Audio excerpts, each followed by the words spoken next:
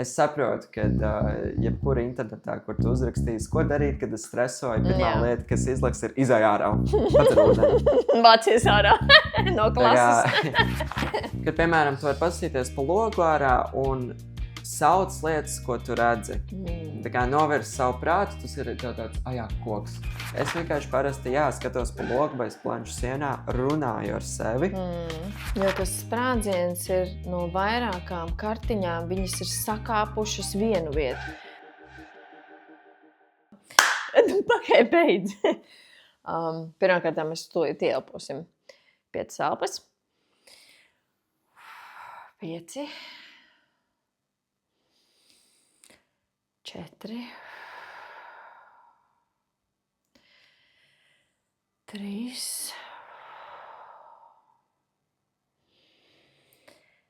2.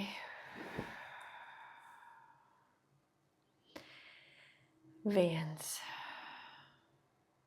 Es ceru, ka tu, skatītāji, klausītāji, elpo ar mums 5 elpas, jo lieliskai autorai Milai Robinsai ir tāds 5 sekundžu likums, 5, 4, 3, 2, 1, un viņi rīkojās. Un arī elpa mums palīdz tikt galā ar šodienas aprunāto tematu, un tas ir stress. Mūsu 2. epizodē mēs dalīsimies ar stresa padomiem, gan eksāmenos, ko tam mēs skolā patiesībā, kas ar mums notiek, gan kā skolēnu, gan kā skolotāju.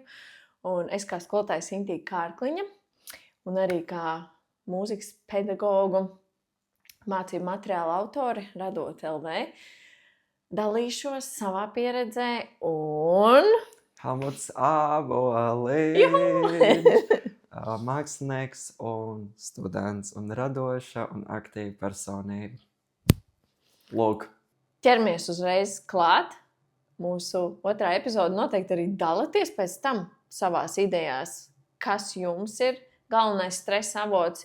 Jo manā pieredzē skolēniem ir bijusi tāda problēma, ka viņi pat nevar veikt pārbaudas darbus, jo ir tik liels stress, ka vienkārši smadzenes atslēdzās.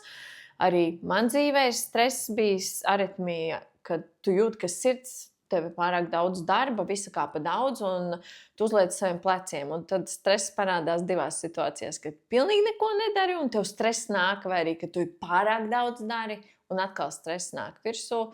Mana vienīgā taktika, atklājums ir elpošana. Helmut, kā tev šis ceļš ir gājis? Tu tagad esi arī iekšā 4. kursā, kas arī ir diezgan stresants. Vienmēr ir bijis stresants. Kā es cīnos stresu, es īstenībā katru reizi atšķirās tas, kā es cīnos pret stresu.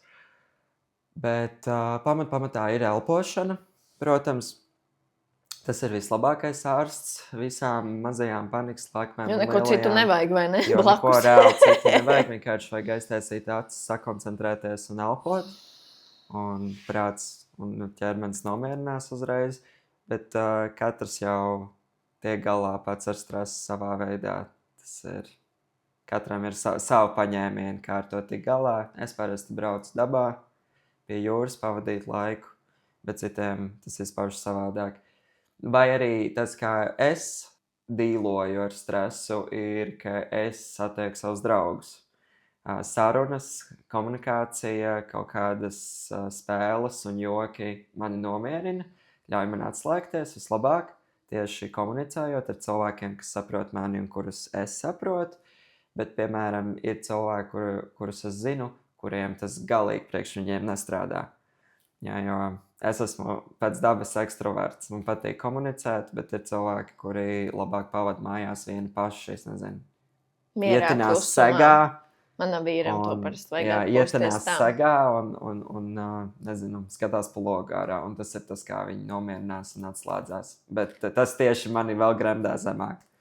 Interesanti, šeit ir zelta atslēdziņi, ko klasē var darīt skolotājs. Viņš var pastāstīt kādu joku, kad ir tiešām, mēs zinām, gatavojamies lielam pārbaudas darbam, un arī uzspēlēt kādu spēli, kur mēs zināšanas pārbaudam, noņemam to spriedzi, jo tas pats vārds arī kontroldarbs. Kāpēc mums vajag kontrolēt tik ļoti bērnus, lai viņi pārstresojās, jo ir pierādīts, ka kad mēs stresojam, mēs mazāk uzņemam informāciju, mums smadzeņu šūnās, mēs paši pat nogurstam un mēs viņām kaitējam tām smadzeņu šūnām. Un ir daudz pētījumu vispār skatīti, ka mēs spējam atjaunot, attīstīt smadzeņu šūnas, bet pretējais ir tas miers. Mums jāsaglabā tas miers, ir jānomierinās, arī fokusam ir jābūt tad, kad pa lielam tev jārāda savas spējas un mācīt šīs taktikas.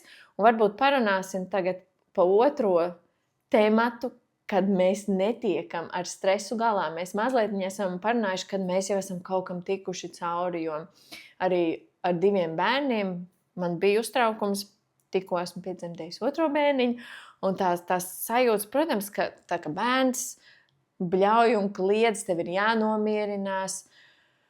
Un arī, ka klasē visi kliedz un bļauj, skolēnam ir jānomierinās, skolotājiem ir jānomierinās un jāvada mierīgi tā situācija, jo ja mēs sāksim baurot, mēs sāksim dusmoties, nekas nemainās. Vienkārši paliks sliktāk, gaisotne paliek sliktāk. Bet ko darīt, kad situācija netiekam galā, kad gribas kliegt, pacelt beņķi un vienkārši viņu šķaidīt pret zemi? Viena taktika, ko es tikai zinu, ir 3, 2, 1 noskaitīt pie sevis, un tad tu mazliet to dusmu nomierinājies, un tad tu vari rīkoties, nevis izbļaut to dusmu, bet, ja tā arī gadās izbļaut to dusmu, atvainoties. Jā, tas vispār baigi forši būt, jo teorētiski jau tas ir pilnībā saprotams, skolotājs sadusmojas tādā momentā. Kurš nesadusmotos, ka tev klasē 30 bērni ķērts. Haja ir uztaisīta. Tāds sajūta, ka jums nokritīs. Vispār nestādās priekšā, ka skolotājiem smadzenē notiek, kad viņš redz skatu, kur 30 bērni bļaustās, skrien, ārdās. Bet atvainošanās būtu kaut kas ļoti forši, man liekas, nostrādāt skolēniem. Jo skolēni saprast to savu vainu, man liekas, no tā, ka ja skolotājs atvainotos viņiem. Un iemācītos varbūt arī paši vēlāk atvainoties, jo mēs rādām piemēru. Mēs neesam perfekti. Mums nav jābūt perfektiem. Tas radīs kaut kādas pārdomas skolēnos, ka pagaidi viņi atvainojās. Par ko viņi atvainojās. Tā kā tas radīs uz kaut kādu domu, tos skolēnus vedīs. Tālūk. Tā kā tas noteikti varētu būt viens ļoti foršs solis. Kas tev palīdz? Nomierināties? Kad viss tu esi uzsprādis. Un netiec ar to situāciju galā, kad neesi paspējis nomierināties. Tas aizvien projām ir jautājums, kuram es meklēju atbildi, jo... Kā mēs visi? Jā, kā mēs visi, jo man nav atbildes uz šo jautājumu tieši, kā es nomierinos tādās situācijās, kad es esmu tādā panikā ieslīdis un es nezinu, kā risināt situāciju. Katru reizi ir savādāk un katrai reizē ir savs risinājums. Ļoti bieži man palīdz līdz cilvēki, kas man ir blakām, atbalstot mani, un tādā veidā man paliek labāk, bet tajā pašā laikā es saprotu to, ka nemaz tik daudziem cilvēki blakām tādi nav, kas var atbalstīt. Tā, ko man ir citi iemācījuši un to, ko es esmu pats sapratis, kad mēģināt izveidot kaut kādu plānu, un sakārtot savas domas. Es ļoti pats bieži runāju ar sevi, un caur sevis runāšanu es atrodu atbildes uz šiem jautājumiem. Citi var rakstīt dienas grāmatā. Jo nav neviens. Citi var rakstīt dienas grāmatā, piemēram, priekš manis personīgi. Es esmu mēģinājis rakstīt uz lapas savas domas, man tas galīgi nestrādā, man viņas vajag mutiski pateikt. Es vienkārši parasti skatos pa logu vai planšu sienā, runāju ar sevi. Jo tu saproti, ka nav neviens, kas tevi neklausās, nebūs neviens, kas varbūt tev kaut kādu pretēju viedokli uzspiedīs vai kaut kā tam līdzīgi, mainīs tavas domas, un tādā veidā tu runāji pats ar sevi, pārdomā tās savas domas, un tad tu tā kā ar vārdiem, tiec līdz tai atbildēji kaut kā agri vai vēl. Tas kaut kā palīdz sakārtot tās tavas domas un saprast. Bet ir ļoti daudz dažādu paņēmienu, bet, kā jau es teicu, nevienmēr tas tā strādā, un katru reizi ir drusku savādāks tas veids, kā nonākt līdz tam mieram no tādas situācijas. Jo tas sprādziens ir no vairākām kartiņām, viņas ir sakāpušas vienu vietu, un aiziet tas domino efekts, kad ir pat daudz, un tad ir arī lieliski iespēja attīt bildi atpakaļ un to pirmo mazāko soli, ko tu vari darīt, un šis mazākais solis var būt parunāt ar sevi, uzrakstīt kaut ko vai iziet ārā. Pirmais mazākais solis, ko var darīt, un tālāk jau skaties, kas tev ir tālāk jādara. Un atkal mazais solīts, mazie bēbīši solīši, un tie kritumi dzīvē visu laiku ir.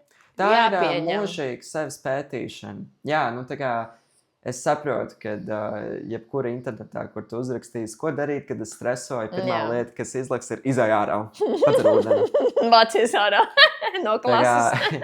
Bet jā, lai kāds arī neizklausītos, tāds tiešām ir, ka svaigs gaiss palīdz, cita vide palīdz, un tu izej ārā, un tad jau tu tālāk, tev pašam tad ir jāpēta, ko tu dari tālāk, kas priekš tevis vislabāk strādā, ja tu vari, vai tu ej uz mežu, vai tu aizej uz pilsētu, kādam patīk skaņa, kādam patīk miers.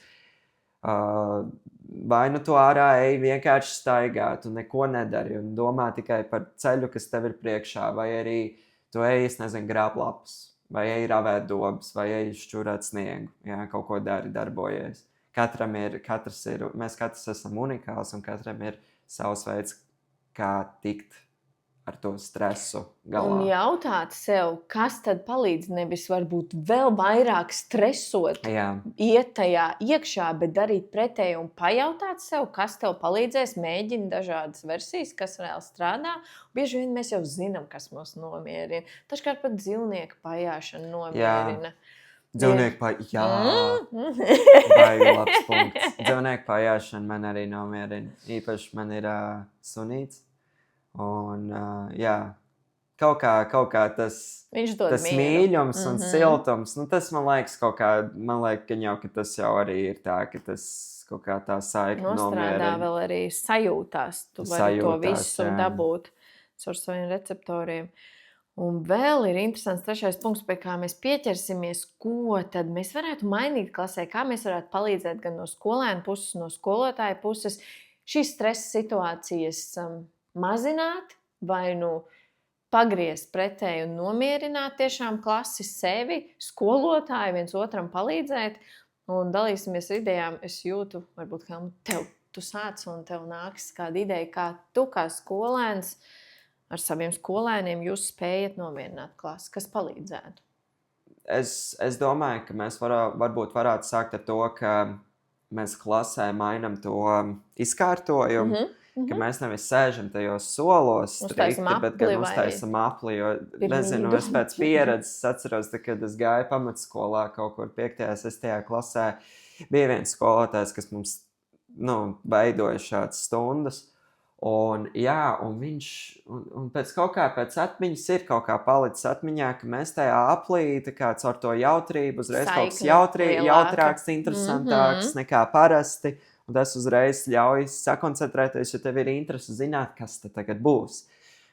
Jo tas solis, viņš ir kāds ir, viņš vienmēr ir, un līdz ar to tas skolēns neredz jēgu sakoncentrēties, jo nav jau nekas jauns, ko uzzināt. Tev var neredzēt aizmugurē, un jūs neesat plecs pret plecu un acis pret aci. Aplim jau sen ir tāds liels maģisks spēks rituālos. Jā, ja tu redzi visus, un tu tā vari kaut kā, man vispār ļoti patīk aplis kā tāds klases variants, man tas liekas baigi forši. Vienmēr tā kā baigi noteikti paņēmiens, ko skolotājiem ir jāizmanto. Vai arī, es zinu to, man ir viena skolotāja, kur, piemēram, savā klasē, fine, varbūt netaisam apli, bet taisam tā, ka klase ir sadalīta vairākās tādās grupās, attiecīgi ir salikti 2 soli kopā, un tad pa grupiņām visi sasēž. Tās grupas katru stundu var mainīt, lai tie klases biedri nepaliek vienā grupā, bet visu laiku mainās viens ar otru. Tas arī ir ļoti foršs paņēmiens, un tādā veidā var strādāt grupā un komunicēt, un tas uzreiz arī ir interesantāk un jautrāk nekā sēdēt solā ar vienu un to pašu cilvēku visu mācību gadu. Un šeit viena traka ideja, paturpinot šo te visu vides maiņa, izejot uz koridori, izejot ārā, vispār ārā, izejot, cik ir iespējas. Protams, ka tas prasīs laiku, būs varbūt nesavākšanās, jāskatās kāds gada laiks, bet izvēdināt to galvu, ja tiešām mums ir kāda jēga, kad viss klasa bļauj tā 40 minūtes. Mēs tik labi izējām ārā, un mēs varam, mūzikas stundā mēs varam aplī uzdziedāt, mēs varam iziet kādu rotaļu, vai mēs matemātikā izējām kaut kādus skaitļus, uzrakstam ar krītu kaut ko uz trotuāru. Bet veltīt, lai gan 40 minūtes ir ļoti maz, vismaz pamatskolā, vidusskolā, ļoti maz, lai kaut ko paspētu. Tas ir ļoti mazs laiks, un man ir ļoti liels prieks, ka tev ir tā 80. lēnām virzamies uz priekšu, ka tagad skolā, ne tikai vidusskolā, bet arī pamatskolā sāk ieviest bloka stundas, kas attiecīgi ir, ka tāda viena matemātika, kas ir 40 minūtes, stundu sarakstā ir 2 vai 3 pēc kārtas, kas sanāk 80 minūšu stundu gandrīz. Jo tiešām par tām 40 minūtēm izraustīts, tu pat nevar nomierināt skolēnu 40 minūtēs, īpaši tik jaunā vecumā, kur vēl kaut ko iemācīt. Un es atceros, tad, kad es gāju pamatskolā pirmajās klasēs, jāsaka gan, ka tas laiks bija pavisam savādāks, jo tas tev arī grūtāk pirms kādiem 8 gadiem atpakaļ.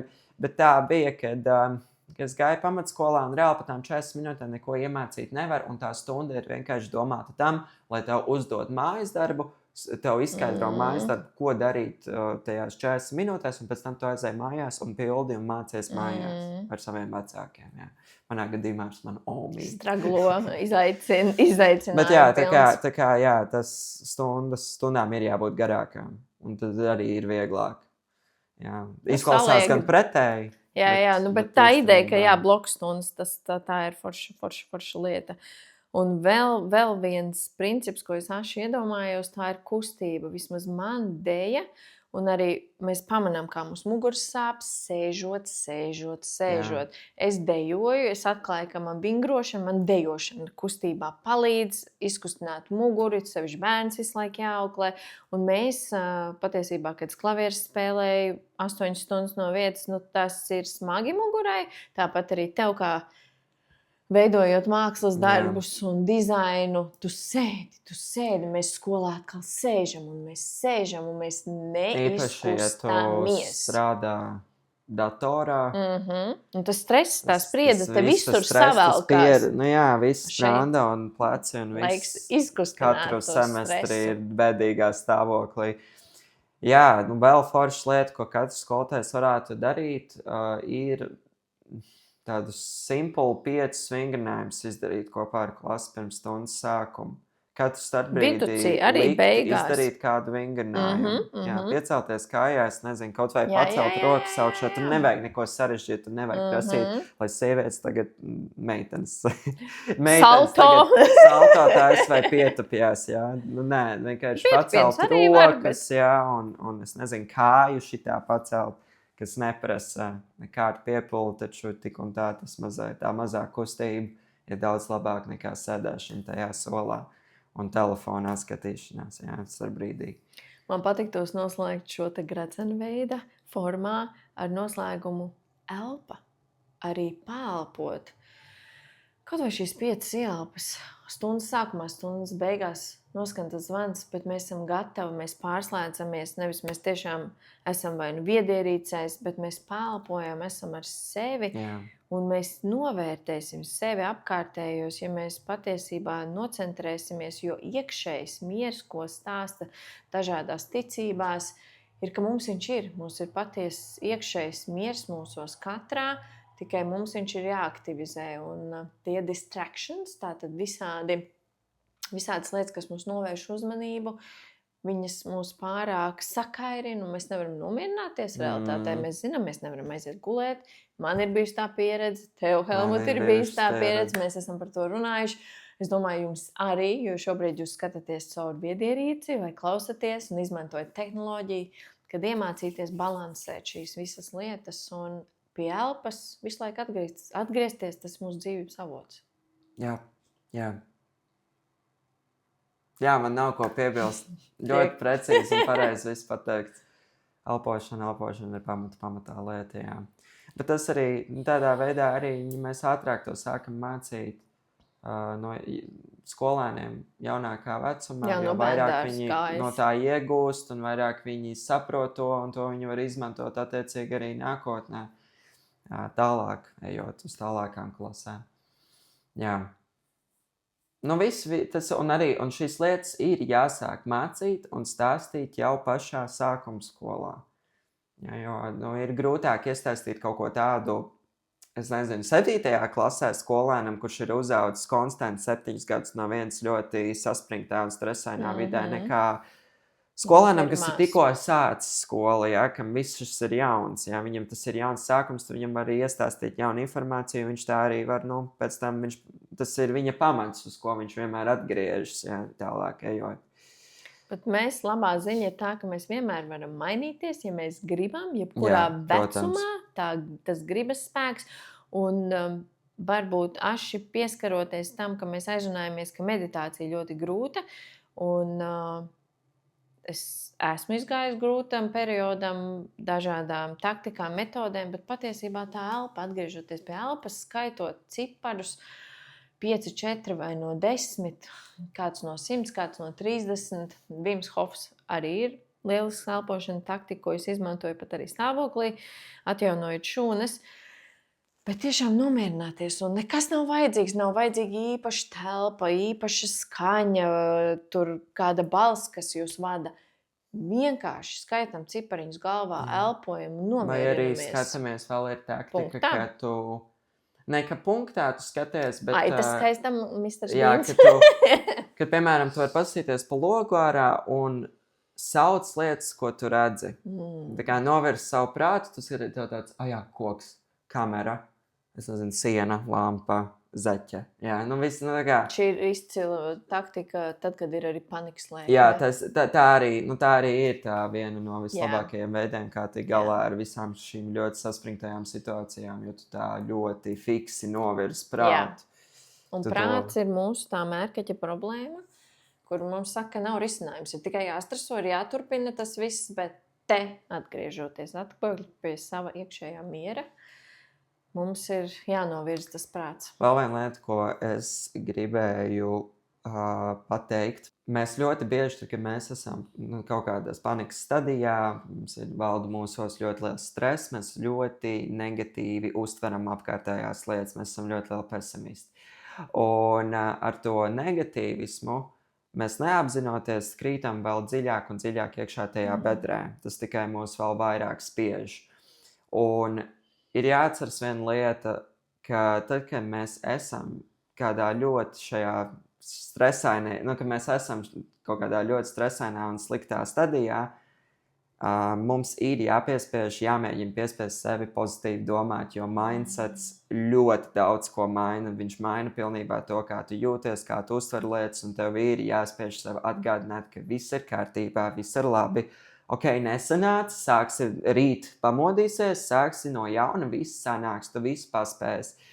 Tev ir jāļauj sevī ticēt, ka tu visu izdarīsi, jo beigās vai tā nav, ka viss beigās kaut kā izdodas, jā, tad, kad ir reizes, kad mēs tā kā domājam, ārprāts, man nekas neizdosies, viss ir slikti, un tad beigās mēs kaut kā nonākam līdz tam rezultātam, un viss ir kārtībā, un mēs dzīvojam tālāk. Tā kā, mindsets ir šausmīgi svarīga lieta, ko vajag vienmēr sevī trenēt, bet domāt pozitīvi un negrandēt sevi ar negatīvām domām. Mela Robinsa, lieliska grāmatu autora, viņa ir cīnījusies arī ar panic attack, tātad ar šīm panikas lēkmēm, un viņa tieši teica, runājiet pretī jūsu prātam. Jā, sākās kaut kas. Tas arī ir tas iekšējais konflikts, ka tu kas tad būs? runā Nekas pretī, nebūs. ka viss ir kārtībā, bet nav viss kārtībā. Kā nav? Ir. Protams, ka nav viss kārtībā. Tu guli gultā, paniko, tev sāp galva, karstuma viļņi nāk virsū. Protams, ka nav, bet tu saki sev, ka ir. Jā. Mani sevi apmāna līdz kamēr tu nomierini. Un ir tas miers, un tu atgriezies pie sevis. Jā, un tu atgriezies, un tad tu saņemies, un turpini tālāk. Un tā ir ar visu, ko mēs negribam darīt, runājam sev pretī. Kas tad notiks? Pamēģināsim. Varbūt būs interesanti, kas notiks. Ko citi padomās? Lai viņi padomā. Runājam, diskutējam ar sevi, ar ko tu arī jau minēji, kad ir vērts ar sevi parunāties. Jā, ir tiešām. Man tas vislabāk strādā vienmēr, lai atrastu kaut kādu atbildi uz kaut kādu problēmu, kam es eju cauri un ar ko es cīnos. Tā kā, jā. Gaidīsim jūsu izaicinājumus un runāsim par tēmām, kas jums ir svarīgas. Jā, droši iesakiet arī savus paņēmienus, padalieties, jo,